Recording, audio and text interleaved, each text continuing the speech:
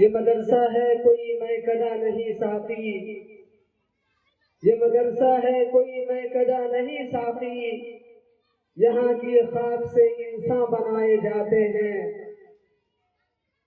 حیرت ہے تعلیم و ترقی میں ہے ہم پیچھے، حیرت ہے تعلیم و ترقی میں ہے ہم پیچھے، جس قوم کا آغاز ہی اقرا سے ہوا تھا۔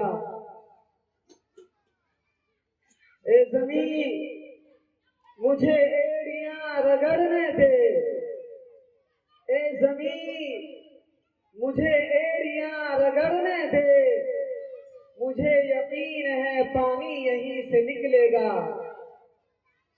بتاتے ہیں عزائم مالی کے، بتاتے ہیں عزائم مالی کے، ایک دن بھی ایسا آئے گا۔ بتاتے ہیں عزائم مالی کے، ایک دن بھی ایسا آئے گا، ہر شاخ پہ بلبل چہکیں گے، یہ رشک ارم بن جائے گا۔ معزز سامعین کرام اور دائز پر جلوہ افروز موقر علماء کرام اور اس حلقہ کے آدرنیہ ودھایک جی اور مکھیا جی اور اس گاؤں کے سماج کے لوگ اور اس مجلس میں بیٹھے میرے غیور نوجوانوں، یہ مدرسہ شاہین للبنات کا اختتامی اجلاس ہے اور اس کا عنوان ہے تعلیم نسواں۔ یہ تعلیم نسواں دو لفظ سے مرکب ہے، ایک تعلیم سے اور ایک نسواں۔ تعلیم کے معنی آتے ہیں علم حاصل کرنا، اور یہ نسواں نساء سے ہے جس کے معنی آتے ہیں خواتین، جس کے معنی آتے ہیں عورتیں۔ گویا کہ دونوں لفظ کو ملا دیا جائے تو یہ تعلیم نسواں ہو جاتا ہے، جس کا معنی ہوتا ہے عورتوں کی تعلیم۔ میرے مسلمان بھائیوں، میں آپ کو بتا دینا چاہتا ہوں، جب اللہ تبارک و تعالیٰ نے اس دنیا کو بنایا اور بنانے کے بعد اللہ تبارک و تعالیٰ نے جنت کو بنایا اور حضرت آدم علیہ السلام کو اس جنت کے اندر اتارا، گویا حضرت آدم علیہ السلام اس جنت کے اندر قیام پذیر ہوئے، وہاں ٹھہرے، آپ کو ساری نعمتیں دی گئی، جنت کی ساری نعمتیں حضرت آدم علیہ السلام کے پاس تھی، لیکن اس کے باوجود حضرت آدم علیہ السلام مایوس ہوئے تو اللہ تبارک و تعالیٰ نے، اور مایوسی کیا تھی؟ خواتین کی ایک مایوسی تھی کہ کوئی ایسا آدمی ساتھ رہے جس سے میں مانوس ہو جاؤں، تو اللہ تبارک و تعالیٰ نے حضرت آدم علیہ السلام سے حوا کو پیدا کیا۔ گویا کہ یہ حوا جو تھی وہ انسانیت کے لیے اور کائنات کے لیے ایک تکمیل تھی۔ یہ خواتین کے بغیر اس کائنات کی تکمیل ناقص ہے۔ خواتین جب پیدا ہوئی، جب حضرت کو حوا کو پیدا کیا تو پھر اس کائنات کی تکمیل ہوئی۔ میرے بھائیو، یہ تعلیم، آج ہم تعلیم میں بہت پیچھے نظر آ رہے ہیں۔ آج ہم تعلیم میں کوسوں دور بھاگ چکے ہیں، جس تعلیم کو لے کر تاجدار مدینہ احمد مصطفیٰ محمد مصطفیٰ صلی اللہ علیہ وسلم اس دنیا کے اندر تشریف لائے، اور مکہ المکرمہ کے نامساعد حالات میں بھی آپ صلی اللہ علیہ وسلم نے ایک مدرسہ قائم کیا، اور اس مدرسے کا نام رکھا دار ارقم، اور وہاں بھی آپ نے تعلیم کا نظام قائم کیا۔ اور پھر جب آپ صلی اللہ علیہ وسلم کو مکہ المکرمہ سے ہجرت کرنا پڑا اور آپ ہجرت کر کے مدینہ المنورہ تشریف لائے، تو مدینہ المنورہ کے اندر آپ صلی اللہ علیہ وسلم نے مسجد نبوی کی بنیاد ڈالی، اور پھر اس مسجد نبوی کے چبوترے پر ایک مدرسہ قائم کیا جس کا نام صفہ رکھا۔ آج پوری دنیا کا مدرسہ، پوری دنیا کے مدرسے کی نسبت اسی یونیورسٹی سے ہے، پوری دنیا کے مدرسے کی نسبت مرکز اور پوری دنیا کے مدرسے کا رشتہ اسی صبح اسلامی سے ہے جس کو تاجدار مدینہ احمد مصطفیٰ محمد مصطفیٰ صلی اللہ علیہ وسلم نے آج سے 1450 برس پہلے مدینہ المنورہ کی سرزمین پر قائم کیا تھا۔ میرے مسلمان بھائیوں، آج ہم تعلیم سے بہت دور ہیں۔ جتنی تعلیم مردوں کو چاہیے اتنی تعلیم عورتوں کو بھی چاہیے۔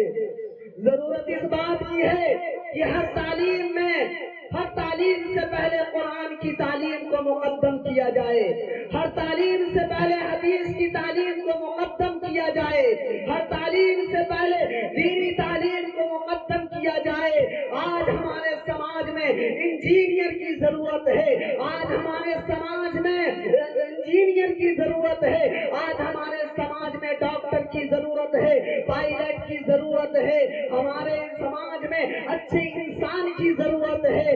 لیکن آج ہم تعلیم و ترقی میں بالکل پیچھے ہیں، ہمارا معاملہ زیرو چل رہا ہے۔ ہمارے بچے جب اسکول کے اندر پڑھنے جاتے ہیں اور وہ سیکنڈری پاس کر لیتے ہیں، اور ہمارے سماج کے بچے، ہمارے قوم کے بچے، ہمارے ملت کے بچے جب وہ ہائی اسکول میں جاتے ہیں اور اپنی تعلیم کو مکمل کر لیتے ہیں، وہ آگے تعلیم کو نہیں بڑھا پاتے، وہ وہاں پر ڈراپ کر دیتے ہیں، اپنی تعلیم کو روک دیتے ہیں اور وہ شہروں کی طرف چلے جاتے ہیں، وہ بیگ کے کارخانوں میں چلے جاتے ہیں، وہ جوئی کے کارخانوں میں چلے جاتے ہیں۔ اور مسلمان بھائیوں، آپ کی غیرت کہاں چلی گئی؟ آپ کی حمیت کہاں چلی گئی؟ آپ تو صرف ڈنکے کے چوٹ کے ساتھ کہتے ہیں کہ ہمارے سماج میں کوئی ڈاکٹر نہیں ہے، سماج میں ڈاکٹر کیوں نہیں؟ یہ کمی کس کی ہے؟ آپ کی ہے یا اس قوم کے بچے کی ہے؟ میرے بھائیوں، یہ غلطی سماج کی ہے۔ سماج کا کوئی ایک فرد اگر ڈاکٹر بنتا ہے تو وہ صرف ایک باپ کا بیٹا نہیں ہوتا، بلکہ وہ سماج کا بیٹا ہوتا ہے، قوم کا بیٹا ہوتا ہے، ملت کا بیٹا ہوتا ہے۔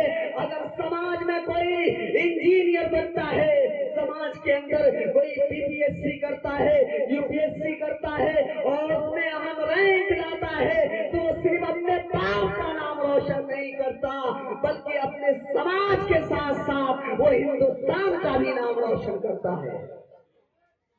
ہمیں اپنے قوم کو ڈاکٹر چاہیے، ہمیں اپنے قوم کو انجینئر چاہیے، ہمیں اپنے معاشرے کے اندر ہماری عورتیں ڈاکٹر ہو۔ آج جب ڈاکٹر کی ضرورت پڑتی ہے، آپ مرد ڈاکٹر سے علاج کرانے کے لیے جاتے ہیں، کیا ہمارے قوم کے اندر وہ بچیاں نہیں ہیں جن کے اندر وہ صلاحیتیں ہیں؟ ہمارے سماج کے اندر وہ بچیاں بھی موجود ہیں جن کے اندر ایسی صلاحیتیں موجود ہیں، وہ ڈاکٹر بن سکتی ہے، لیکن ہماری اولاد کی وجہ سے وہ ڈاکٹر نہیں بن پاتی۔ وہ غریب ہے، وہ غریب ماں باپ سے تعلق رکھتی ہے، وہ غریب پریوار سے آتی ہے، اس لیے وہ بچے ڈاکٹر نہیں بنتی، وہ بچے انجینئر نہیں بنتی۔ آپ پیچھے ہٹ جاتے ہیں، آپ آگے بڑھ کر ان کی حوصلہ افزائی نہیں کرتے، ان کی مدد نہیں کرتے، اسی وجہ سے ہمارا سماج لنگڑا لوڑا ہو رہا ہے۔ میرے بھائی، ضرورت اس بات کی ہے، یہ شاہین للبنات کا پروگرام ہے، یہ خواتین، یہ لڑکیوں کا مدرسہ ہے، لڑکیوں کے مدرسوں پر بھی زور دیا جائے۔ یاد رکھیے، سماج میں اگر ایک لڑکی پڑھتی ہے تو ایک خاندان پڑھتا ہے۔ فرانس کا بادشاہ نیپولین ہے، وہ نیپولین کہتا ہے کہ تم اچھی مائیں لا کر مجھے دو، میں بہترین قوم تم کو دیتا ہوں۔ اچھی ماں بنے گی، پڑھی لکھی عورت ہوگی تو وہ سماج کے ساتھ ساتھ پورے لوگوں کو دیکھے گی، وہ خواتین کی صحیح طریقے سے تربیت کرے گی۔ اس لیے ضرورت اس بات کی ہے کہ تعلیمی بیداری مہم کو عام کیا جائے اور عورتوں کی تعلیم پر بھی فوکس کیا جائے، انہیں دینی تعلیم دی جائے، انہیں قرآن کی تعلیم دی جائے، انہیں انجینئر بھی بنایا جائے، انہیں ڈاکٹر بھی بنایا جائے، انہیں اعلیٰ سے اعلیٰ تعلیم دی جائے، لیکن ہر تعلیم سے پہلے قرآن کی تعلیم کو مقدم کیا جائے۔ مسلمانوں، آپ تو بڑی لمبی لمبی باتیں کرتے ہیں اور خوب کرتے ہیں، جب قیامت کا منظر ہوگا اور ہمیں اور آپ کو یہ احساس دلایا جائے گا کہ او مسلمانوں، تم تو امت وسط تھے اور امت وسط کے حیثیت سے تمہارے اوپر بہت بڑی ذمہ داری تھی، تو نے اس کی خیر خواہی کا حق ادا نہ کیا اور تو نے اس سرزمین سے ظلم و ستم کو اور بے حیائی کو، برائی کو، فتنہ فساد کو اور دیگر برائیوں کو بد مٹانے کی حد الوسع کوشش نہ کی، تو کل قیامت کا منظر ہوگا اور حشر کا میدان ہوگا، ہم سے پوچھا جائے گا کہ تمہارے پاس کتاب ہدایت موجود تھی، تمہارے پاس محمد صلی اللہ علیہ وسلم کا عظیم ترین اسوہ موجود تھا، تمہارے پاس صحابہ کرام رضی اللہ تعالی عنہم کا عظیم ترین کارنامہ ریکارڈ تھا، اس کے باوجود تم مر کیوں گئے تھے؟ تمہارا ضمیر مردہ کیوں ہو گیا تھا؟ تمہاری حمیت کہاں کھو گئی تھی؟ تمہاری غیرت کہاں کھو گئی تھی؟ کل اس دربار میں اللہ تبارک و تعالیٰ کو کیا جواب دو گے مسلمانوں؟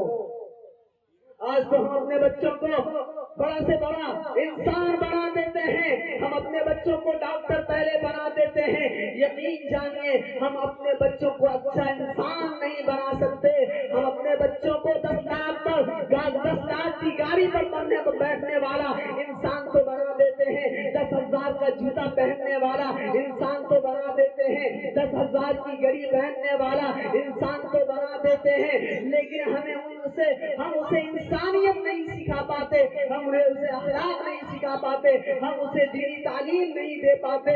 یہی وجہ ہے کہ وہ بچہ ہمارے ساتھ شرارت کرتا ہے۔ اگر کوئی بیٹا کسی ماں کو گالی دیتا ہے، کسی باپ کو گالی دیتا ہے، تو یہ تربیت کا جو نتیجہ ہے وہ اس کا اصل ذمہ دار اس کا ماں باپ ہے، گاؤں سماج کا لوگ ہے۔ میرے بھائی کو آج پورے ہندوستان کے اندر ارتداد کی لہر دوڑ رہی ہے، میرے بھائیوں اس کا اصل ذمہ دار کون ہے؟ کوئی گاؤں سے جب کوئی لڑکی بھاگتی ہے تو کیا صرف اس کا باپ ذمہ دار ہوتا ہے؟ میرے بھائیوں صرف اس کا باپ ذمہ دار نہیں بلکہ سماج کا ہر فرد اس کا ذمہ دار ہے۔ اگر سماج کے اندر کوئی وارڈ ممبر ہے تو وارڈ ممبر بھی اس کا ذمہ دار ہے، کوئی مکھیا ہے تو وہ بھی اس کا ذمہ دار ہے، کوئی ضلع پریشد ہے تو وہ بھی اس کا ذمہ دار ہے، کوئی ودھایک جی ہے تو ودھایک جی بھی اس کے ذمہ دار ہے، کوئی ایم پی صاحب ہے یا اسمبلی سے وہ تعلق رکھتے ہیں، وہ سب اس کے ذمہ دار ہوتے ہیں کہ گاؤں سماج سے اگر کوئی لڑکی چلی جاتی ہے یا کوئی لڑکی جاہل اس دنیا سے رخصت ہو جاتی ہے، کوئی نوجوان اس دنیا سے رخصت ہو جاتا ہے اور وہ جاہل مرتا ہے، تو اس کا ذمہ دار سب ہے، ہر سماج کا فرد ہے میرے بھائیوں۔ اس لیے ہر سماج کے لوگوں کو یہ احساس کرنا ہوگا اور اپنی ذمہ داری کو ادا کرنا ہوگا کہ ہم اس دنیا کے اندر آئے ہیں تو ہماری کیا ذمہ داری ہے، اور ہر ذمہ داری پر عمل کر کے ہم اس دنیا کے اندر کامیابی حاصل کر سکتے ہیں میرے بھائیوں۔ اس لیے ضرورت اس بات کی ہے کہ عورتوں کی تعلیم کو بھی عام کیا جائے۔ میں بہت دل کی گہرائیوں سے جناب حافظ ظفر امام صاحب جو شاہین دل بنات کے ناظم ہیں، میں ان کو مبارکباد پیش کرتا ہوں کہ انہوں نے ایک ایسی سرزمین سے ایک ایسے ادارے کا قیام عمل میں لایا ہے۔ انشاءاللہ تبارک و تعالی یہ ادارہ گاؤں ہی نہیں بلکہ علاقے کا سنگم بنا ہوا ہے، اور جو حافظ ظفر امام صاحب کے رفقائے کار ہیں جو ان کے قدم سے قدم ملا کر اور ان کے کندھے سے کندھے ملا کر اس ادارے کو آگے بڑھایا ہے۔ یقین جانیے ادارہ کوئی بلڈنگ کا نام نہیں ہے، ادارہ کوئی عمارت کا نام نہیں ہے، ادارہ کوئی گھر کا نام نہیں ہے، بلکہ ادارہ نام ہے اچھی تعلیم کا، ادارہ نام ہے اچھی تربیت کا۔ جو ادارے کے اندر صرف فوج کی عمارت ہو لیکن اس کے اندر اچھی تعلیم دی جاتی ہو، اچھی تربیت کی جاتی ہو، وہ سب سے اچھا اور سب سے اہم ادارہ ہے میرے بھائی کو۔ اس لیے تعمیر سے زیادہ تربیت پر اور تعلیم پر فوکس کیا جائے اور تعلیم کو آگے بڑھایا جائے. یہ ایک روشنی ہے، اس روشنی کو مزید پھیلایا جائے اور اس کے پیغام کو دور دور تک پہنچایا جائے. یہی ہمارا پیغام ہے. میں ایک بار پھر جناب حافظ ظفر صاحب اور ان کے رفقاء کار کو دل کی عمیق ترین گہرائی سے دلی مبارکباد کرتا ہوں، پیش کرتا ہوں اور اپنی بات کو میں ختم کرتا ہوں. وما توفیقی الا باللہ. اسلام زندہ باد، اسلام زندہ باد، قرآن زندہ باد، قرآن زندہ باد، قرآن زندہ باد. ماشاء اللہ. یہ تھے جناب